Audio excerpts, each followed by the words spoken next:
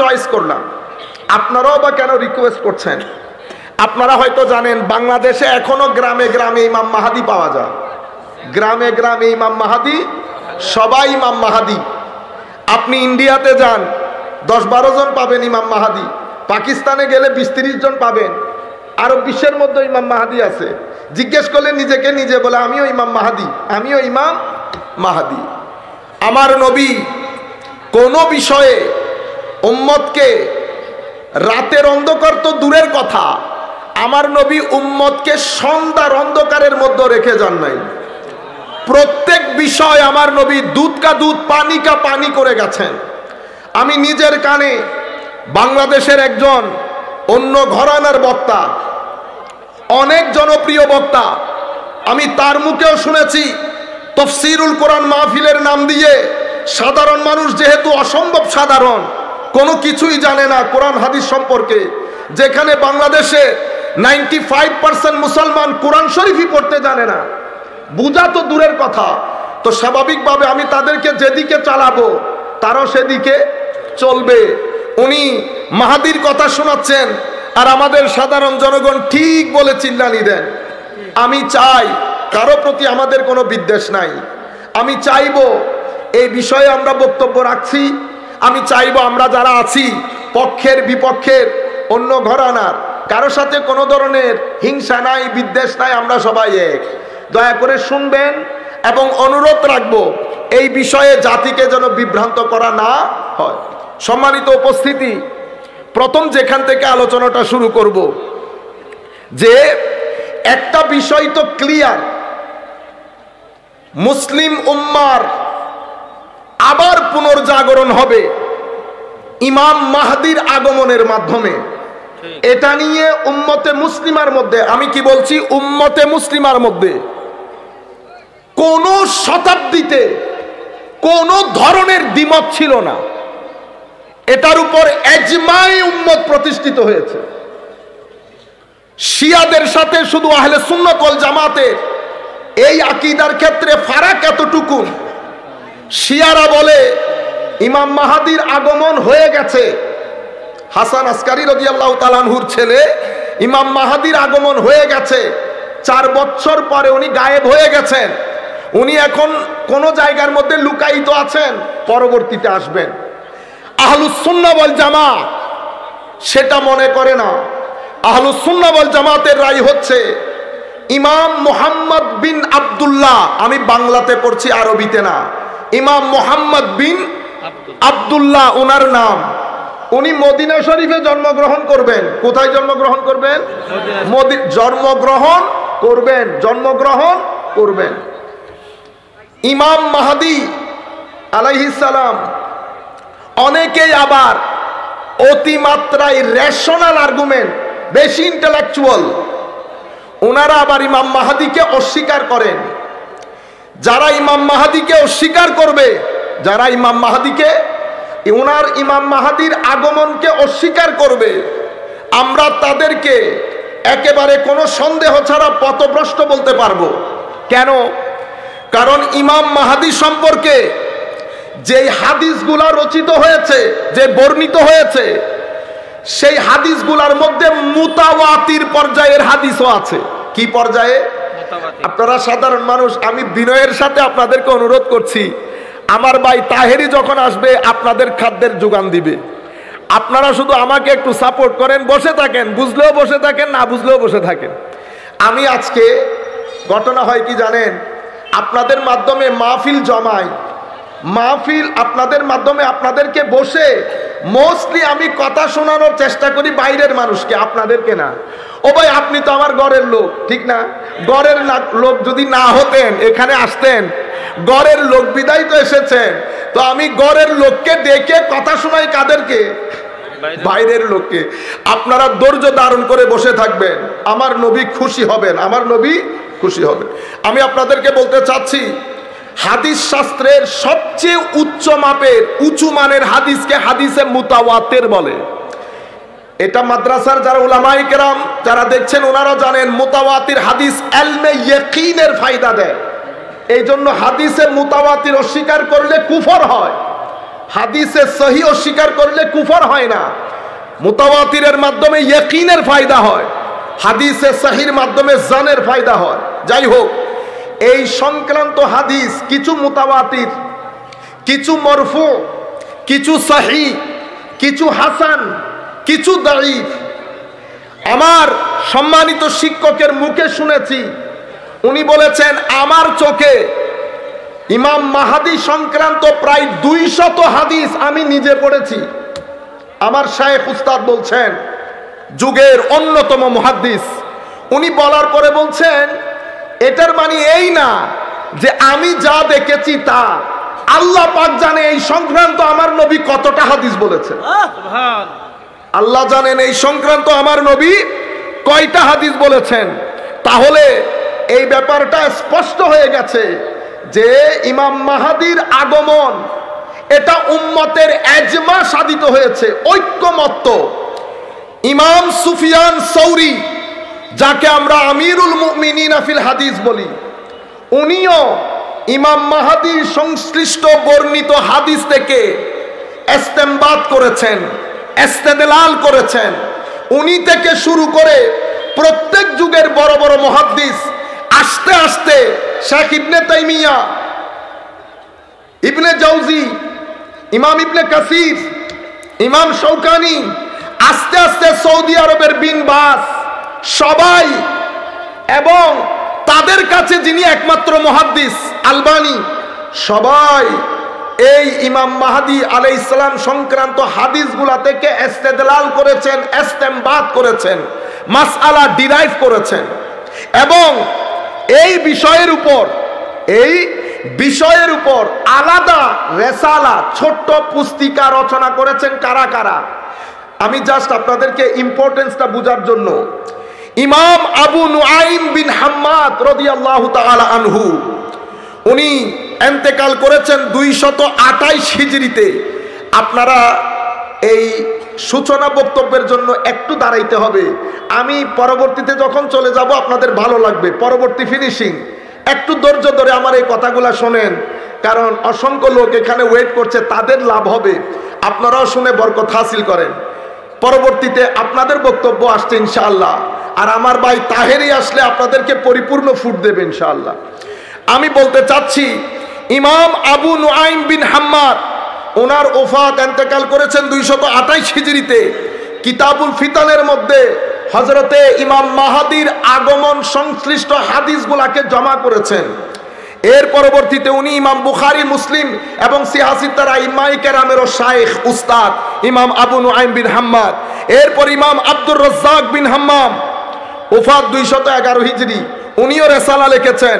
ইমাম আবু বকর ইবনে আবি শাইবা, ইমাম ইবনে মাজাহ, ইমাম আবু দাউদ, ইমাম তিরমিজি, ইমাম ইবনে খুজাইমা, ইমাম ইবনে হিব্বান, ইমাম ইবনে কাসির, ইবনুল কাইয়িম আল জাওজি, ইমাম শৌকানি, জালালউদ্দিন সুয়ুতি, নওয়াব সিদ্দিক হাসান খান বুপালি, সবাই, আমি তো আটার মধ্যে লবণের শিটা দিচ্ছি, এই সব বুজুর্গানে দিন এই বিষয়ের উপর স্বতন্ত্র রেসালা লিখে ইমাম মাহদি আলাইহিস সালামের আগমন সংশ্লিষ্ট হাদিসগুলোকে একসাথে করেছেন।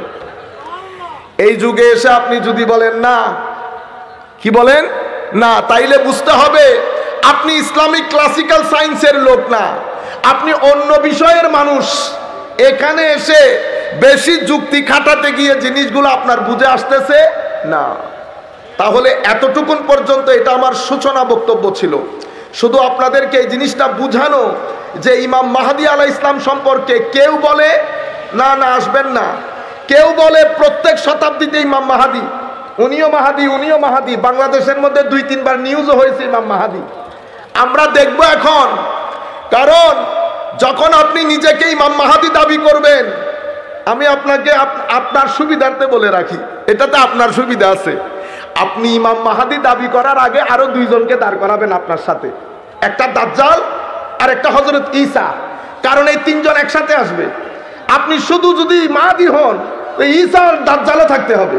সেই কারণে আমাদের এশিয়া মহাদেশের মধ্যে কাদিয়ানি, গোলাম আহমদ কাদিয়ানিকে চিনেন না? সেই প্রথমে নিজেকে ইমাম মাহাদি দাবি করছে। দাবি করার পর সে যখন শুনেছে যে ইমাম মাহাদির সাথে হযরত ঈসা আসবেন, তো সে নিজেকে ঈসাও দাবি করছে, ঈসা মাসিহ। পরবর্তীতে যখন শুনেছে এটার সাথে দাজ্জালও আসবে, তো এখানে আর দাবি করে না, এখানে আর দাবি করে না। তাহলে আমি আপনাদেরকে সিম্পল একটা বিষয় শিখিয়ে দিচ্ছি।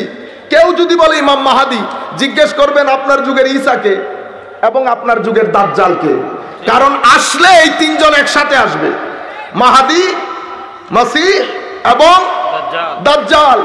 শুধু আপনি মাহাদিগিরি হইলে তো আপনি বড় দাজ্জাল। আপনি যখন দাঁড়াবেন প্যাকেজ নিয়ে দাঁড়াতে হবে। কি নিয়ে? Full package. ইনি মাহাদি, ইনি দাজ্জাল, ইনি হযরতে ঈসা।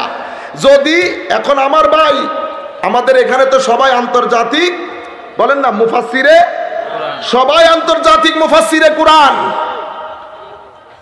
আমাদের দুর্ভাগ্য, যাদের স্টেজের মধ্যে আন্তর্জাতিক মুফাসসিরে কুরআন আছে, তারা ঐক্যবদ্ধ না, তারা ঐক্যবদ্ধ না।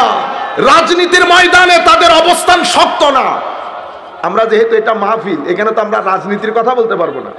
আমি জাস্ট একটা ইনফরমেশন আপনাদেরকে দিচ্ছি। তাদের এই ঐক্যবদ্ধ না হওয়ার কারণে যারা আন্তর্জাতিক মুফাসসির, তাদের তাফসীরের মধ্যে 5 জন লোক বসে না। ঠিক।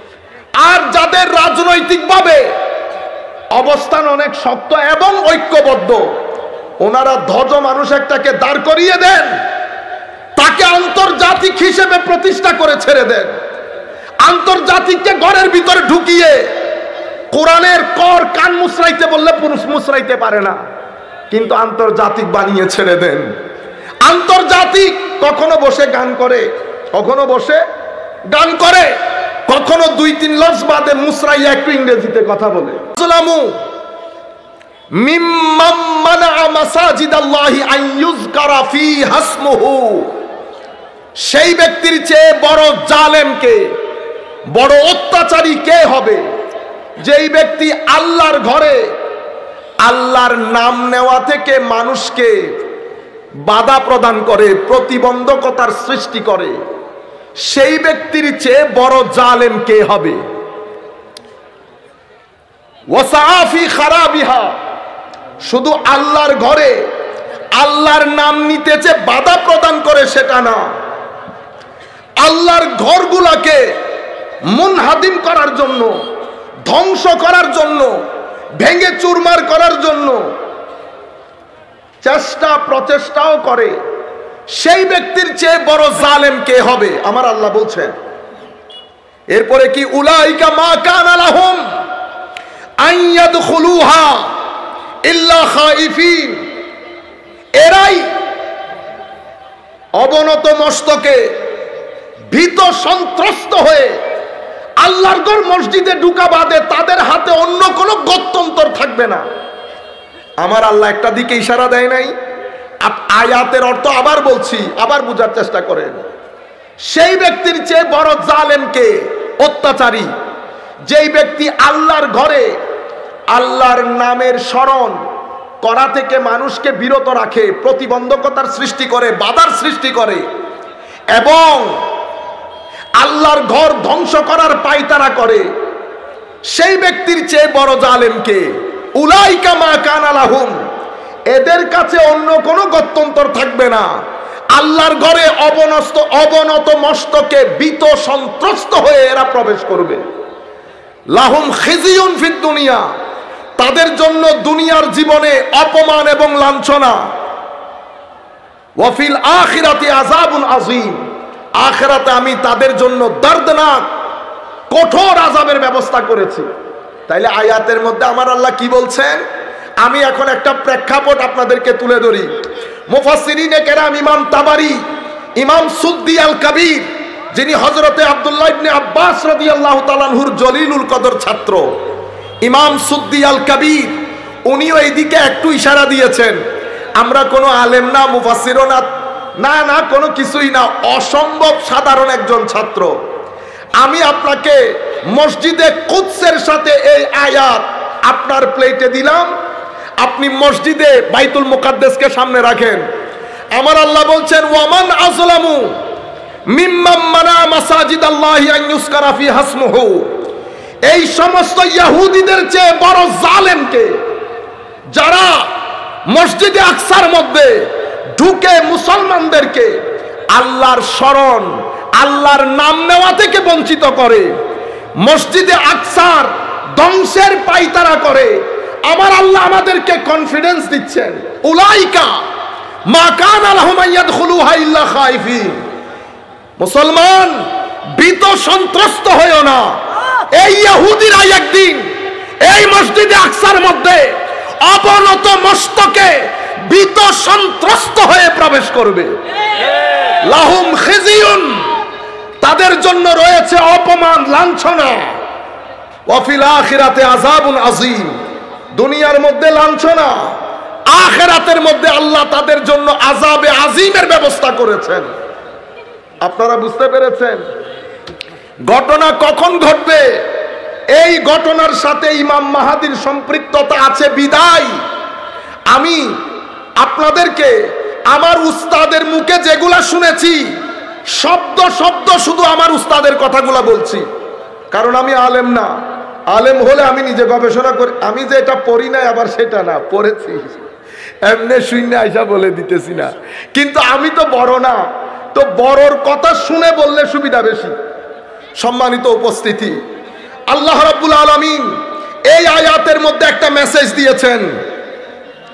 এখন সেই আয়াতের মেসেজ অনুযায়ী ইমাম সুদ্দি আল কবির এটা বর্ণনা দিয়েছেন। সম্মানিত উপস্থিতি, ইমাম মাহাদির আগমন এটা কিয়ামতের আলামত। কিয়ামতের, সবাই আপনারা ঠিক আছেন তো? কোনো আওয়াজ শব্দ করবেন না, আমরা তো একটা ক্লাসের মধ্যে আছি, ঠিক না? ক্লাসের মধ্যে শিক্ষক কথা বলে, আমাদের উলামায়ে কেরাম না, বারে সব আমার সিনিয়র, এখানে বড় বুজুর্গানে দিন অবস্থান করছে, বড় বড় আলেম, আমরা তো একেবারে সাধারণ ছাত্র, সিস্টেমে পড়ে চেয়ারে বসে গেছি আর কি। সম্মানিত উপস্থিতি, কিয়ামতের আলামত তিন ধরনের। আমি আপনাদের দৃষ্টি আকর্ষণ করব, এখানে আমাদের সবার জন্য শিক্ষা রয়েছে। কিয়ামতের আলামত কয় ধরনের? তিন ধরনের। নাম্বার ওয়ান, আমার নবীর আগমন এবং আমার নবীর দুনিয়া থেকে প্রস্থান এবং সাহাবায়ে কেরাম সবাই দুনিয়া থেকে চলে যাওয়া, এটা কিয়ামতের প্রথম আলামত। কি বললাম? কিয়ামতের আলামত তিন ধরনের। প্রথম ধরনের আলামত আমার নবীর দুনিয়াতে আগমন, অতঃপর দুনিয়া থেকে প্রস্থান, অতঃপর সমস্ত সাহাবায়ে কেরাম দুনিয়া থেকে চলে যাওয়া, এটা কিয়ামতের প্রথম আলামত। কিয়ামতের দ্বিতীয় আলামত দৌড়ে ফিতান, হযরতে উসমানে গনির শাহাদাত, হযরতে আলীর শাহাদাত, ফারুকে আজমের শাহাদাত, আবু বকর সিদ্দিক রাদিয়াল্লাহু তাআলা আনহুর সময়কালে যাকাত অস্বীকারীদের বিরুদ্ধে যুদ্ধ, ওখান থেকে কিয়ামতের ছোট ছোট আলামতগুলা বের হওয়া শুরু হয়েছে। এগুলাকে আলামাতে সুগরা বলে, ছোট ছোট আলামত। সেখান থেকে শুরু হয়েছে আজকের দিন পর্যন্ত আমরা কিয়ামতের ছোট ছোট আলামতগুলার ভিতর দিয়ে আমাদের জীবন অতিবাহিত করছি। এটার শেষ কখন হবে না আমি জানি, না আপনি জানেন, আমার আল্লাহ আমাদেরকে জানান নাই, আমার নবীও আমাদেরকে জানান নাই। কতদিন পর্যন্ত এই ছোট ছোট আলামতগুলা চলবে?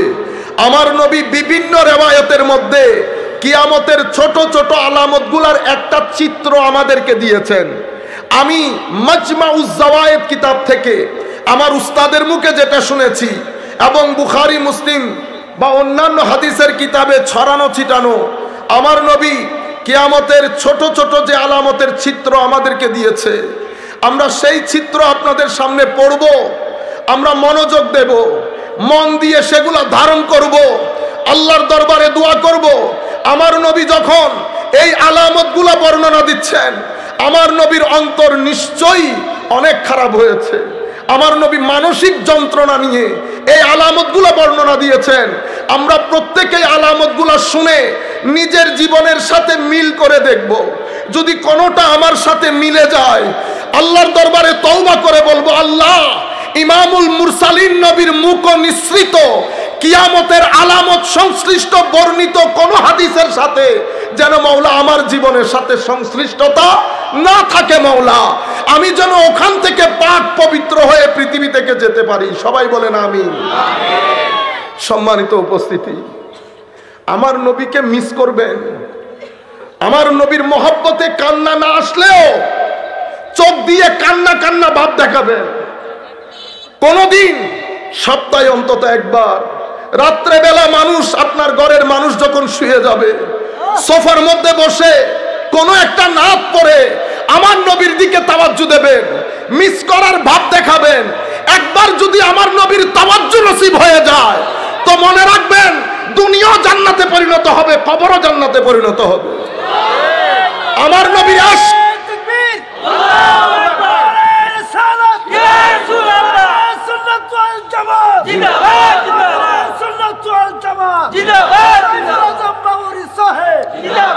আপনারা যদি আমাকে জিজ্ঞেস করেন এক বাক্যে ঈমান বলে কাকে, আমি কোন ধরনের হেজিটেশন বাদ দিয়ে পুরা বাংলার মুসলমানদেরকে সামনে রেখে বলছি, আমার নবীর ইশকের নামই ঈমান। আমার নবীর ইশক যার ভিতরে থাকবে সেই মুমিন হবে। আমার নবীর আদব, ইশক, তাজিম, মুহাব্বত যার ভিতরে থাকবে না, তার ভিতরে আর সব কিছু থাকতে পারে, ঈমান থাকতে পারে না। ঈমান একটা আবহাওয়া চাই, সেটা আমার নবীর প্রতি আদবের আবহাওয়া। ঈমান মুহাব্বতের মাটি চাই, আমার নবীর মুহাব্বতের মাটি বাদে ঈমানের বীজ বাড়ে না। মনে রাখবেন, আমার নবীর ইশক যদি না থাকে চেহারা বিব্রত হয়ে যাবে, চেহারা বিদগুটে হয়ে যাবে, শীতকালীন গাছের মতো হয়ে যাবে। দুনিয়া থেকে চলে যাওয়ার পরে চেহারা বিকৃত হয়ে যাবে যদি আমার নবীর ইশক না থাকে। আমার ভাইয়েরা, কারোর সাথে আমার কোনো ধরনের হিংসা বিদ্বেষ নাই। আমি শুধু আপনাদেরকে বলছি, যা করেন করেন, খবরদার আমার নবীর সাথে সম্পৃক্ত একটা সুতোর সাথেও বেয়াদবি করবেন না। সাহাবায়ে কেরাম এটা আমাদেরকে তালিম দিয়েছেন। সাহাবায়ে কেরাম আমার নবীর ক্ষেত্রে এলমের রাস্তায় হাঁটে নাই, সাহাবায়ে কেরাম আকলের রাস্তায় হাঁটে নাই। আমার নবীর ক্ষেত্রে সাহাবায়ে কেরাম ইশকের রাস্তা দিয়ে হেঁটেছে। যদি আকলের রাস্তা দিয়ে হাঁটতো, ইলমের রাস্তা দিয়ে হাঁটতো, সবাইকে বলছি যারা যেখান থেকে বসে শুনছেন, বুকে হাত দিয়ে বলেন তো এদের পক্ষে সম্ভব হতো আমার নবীর থুতু মুবারক নিয়ে মুখে বুকে লাগানো? যদি ইলমের রাস্তা দিয়ে হাঁটতো, আকলকে জিজ্ঞেস করে করে চলতো, কেউ কারো থুতু নিতে পারে? কুল কায়নাতের মধ্যে আমার নবীর আগমনের আগে, আমার নবীর আগমনের পরে পৃথিবীতে কোনোদিন কেউ কারো থুতু নিয়ে মুখে বুকে লাগিয়েছে এটার কোনো নজির আছে? স্রষ্টার সৃষ্টির মধ্যে ঘটনা একবার ঘটেছে আমার নবীর জন্য, আমার নবীর থুতু মুবারক নিয়ে মুখে বুকে লাগিয়েছে। আমার ভাই, আপনি আমাকে সুন্নি বলে বলে ঠাট্টা করেন, বাইরের টাকা পয়সা নিয়ে উপহাস করার চেষ্টা করেন, করেন, কোনো অসুবিধা নাই। হযরতে নূহ আলাইহিস সালাম যখন নৌকা বানাচ্ছিলেন সবাই উপহাস করেছে, আল্লাহ সবাই উপহাস করছে। নূহ নৌকা বানাতে থাকো, পৃথিবী দেখবে, টেবিল উল্টাবে। আজকে যারা উপহাস করছে কালকে তাদের চোখে পানি থাকবে। সম্মানিত উপস্থিতি, উপহাস করেন, ঘরের মধ্যে বসে একটু চিন্তা করেন তো আমি কথা যেগুলা বলছি সেগুলা ঠিক কিনা। আমার নবী থুতু মুবারক মুখে বুকে লাগানো সাহাবায়ে কেরাম ইশকের রাস্তা দিয়ে যদি না হাঁটতো এটা সম্ভব হইতো? যদি ইশকের রাস্তায় না হাঁটতো, আমার নবীর চুল মুবারক নিয়ে পকেটে ঢুকিয়ে রাখা, চুল মুবারককে মাটিতে পড়তে না দেওয়া, আমার নবীর চতুর্পার্শ্বে ঘুরে ঘুরে চুল মুবারক হাতে নিয়ে সংরক্ষণ করা, এটা কশ্চিন কালেও সম্ভব হইতো? কশ্চিন কালেও সম্ভব হইতো না। আমার নবীর নখ মুবারককে, আমি যখন নখ মুবারক বলি আপনি বলেন সুন্নিরা বেশি বেশি বলে, আমার ভাই এটা আমরা সাহাবায়ে কেরামের কাছ থেকে শিখেছি। কারণ যদি শুধু আকল দিয়ে চিন্তা করেন এটা নখ, ইশক দিয়ে চিন্তা করলে নখ মুবারক। চুল যদি আকল দিয়ে চিন্তা করেন, চুল মুবারক যদি ইশক দিয়ে চিন্তা করেন, আমাদেরকে এটা আমাদের সাহাবায়ে কেরাম শিখিয়েছেন। আমার নবীর সাহাবীরা আমার নবীর ঘাম মুবারককে আতর হিসেবে ব্যবহার করেছেন। যদি ইলম ও আকলের রাস্তা দিয়ে হাঁটতো, শরীয়তের রাস্তা দিয়ে হাঁটতো নবীর ক্ষেত্রে, শরীয়ত কি বলেছে গাম নেওয়ার জন্য? শরীয়ত কি বলে কারো ব্যবহৃত ওযুর পানি বৈধ? না। যদি শরীয়তের রাস্তা দিয়ে হাঁটতো সাহাবায়ে কেরাম এই কাজ করতে পারতেন না। আমার নবীর ক্ষেত্রে সাহাবায়ে কেরাম এশকের এক আজীব এক্সাম্পল দিয়েছেন। আমার নবী জিজ্ঞেস করছে আজকে কোন দিন? সবাই জানে আজকে কোন দিন। রুয়ে জমিনের মধ্যে আমার নবীর আগে আমার নবীর পরে এই ঘটনা কখনো ঘটে না। সাহাবায়ে কেরাম জবাব দিচ্ছেন আল্লাহু ওয়া রাসূলুহু আ'লামু। হুজুর জেনেও জানি না, জেনেও জানি না। হয়তো আমার নবী চাচ্ছে আজকের দিনের নাম পরিবর্তন করে দেবে। সাহাবায়ে কেরামের জবাব, হুজুর আপনি জানেন আর আপনার খোদা জানে। ইয়া মুআজ, মুআজ পিছনে দাঁড়ানো। আমার নবীর জবাব লব্বাইকা ওয়া সাদাইকা ইয়া রাসূলুল্লাহ। হুজুর মুআজ আপনার কদমে হাজির। তাজিম দেখেন। আমার নবী প্রশ্নের উত্তর দিতে দিতে ফজর জোহর আসর মাগরিব হয়ে যাচ্ছে। মানুষ প্রশ্ন করছে, আমার নবী উত্তর দিচ্ছেন। হযরতে ফারুক আজম আমার নবীর হাঁটুর সাথে হাঁটু কেড়ে বসছে। বিআবি আনতা ওয়া উম্মি ইয়া রাসূলুল্লাহ। হুজুর আমার মা বাবা, ফারুকের মা বাবা আপনার কদমে কুরবান। কোন প্রশ্নের উত্তর দেওয়া লাগবে না। হুজুর আপনি হক, আপনার কোরআন হক, আপনার আনিত দ্বীন হক, কোন প্রশ্নের উত্তর দিতে হবে না ইয়া রাসূলুল্লাহ। হুজুর শান্ত হয়ে যান। হুজুর আপনার ফারুকের মা বাবা আপনার কদমে কুরবান। সাহাবায়ে কেরামের এই তাজিমকে সুন্নিয়ত বলে, এই তাজিমকে সুন্নিয়ত বলে।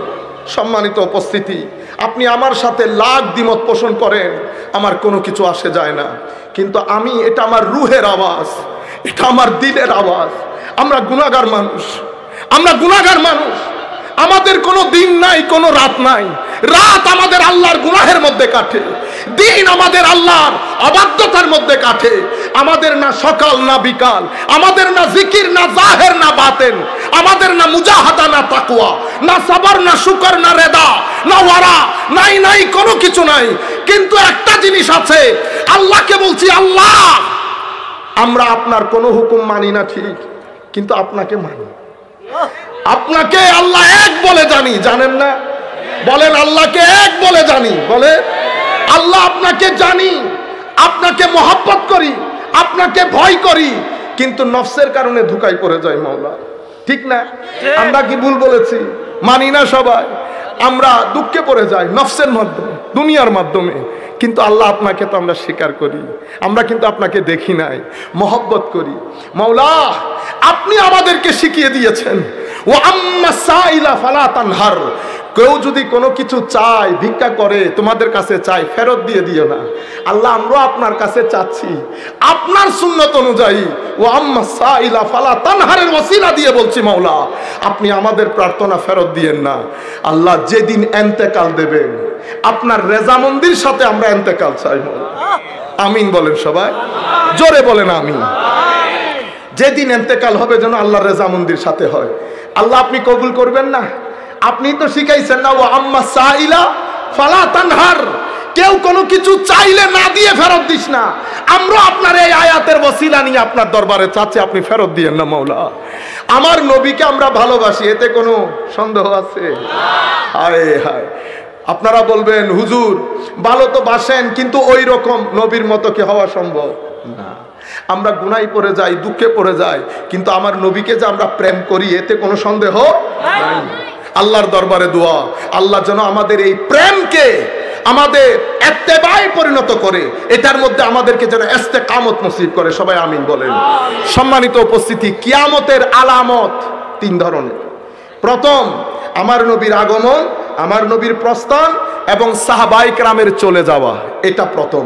দ্বিতীয়, এগুলো আমি কিয়ামতে আলামাতে সুগরা, ছোট আলামত।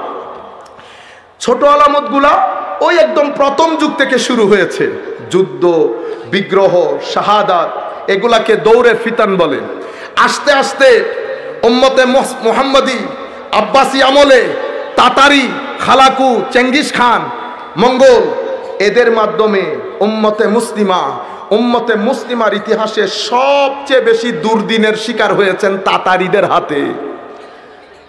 এক ব্যক্তি আমাকে, বাইরের লোক আমাকে বলছেন তোমাদের উত্থান সম্পর্কে তোমরা কি মনে হয় সম্ভব হবে কখনো? আমরা বলছি এখন তো আমাদের জন্য কিছুই না। আমরা যখন 654 হিজরির দিকে তাতারিরা, মঙ্গলরা, চেঙ্গিস খান এবং এরা মিলে উম্মতে